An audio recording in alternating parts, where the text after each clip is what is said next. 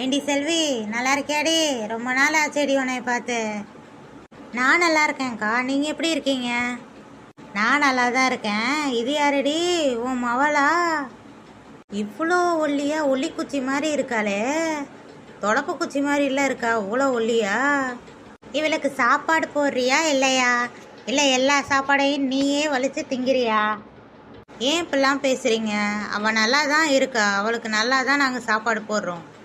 இதோ நிற்கிறானே, இவன் தான் என் பேரன். பாத்தியா எப்படி ஒல்லியாக இருந்தாலும் எவ்வளோ திடமாக இருக்கான்னு, சுறுசுறுப்பா. பேரனை பார்த்தா மூஞ்சுரு மாதிரி இருக்கான். என் பிள்ளைய மட்டும் தொடப்ப கட்டன்னு சொன்னீங்கல்ல. என் அவளுக்கு உடம்பு சரியில்லைன்னா நான் தான் ஹாஸ்பிட்டலில் கூட்டிகிட்டு போய் பார்க்க போகிறேன். எதா இருந்தாலும் அவளுக்காக நான் தான் செய்யணும். அப்போ உதவிக்கு யாரும் வரப்போகிறது கிடையாது. அதனால் தேவையில்லாத அட்வைஸ்லாம் பண்ணாமல் உங்கள் வேலையை போய் பாருங்கள். நல்லதுக்கு காலம் இல்லாமல் போச்சு. எப்படி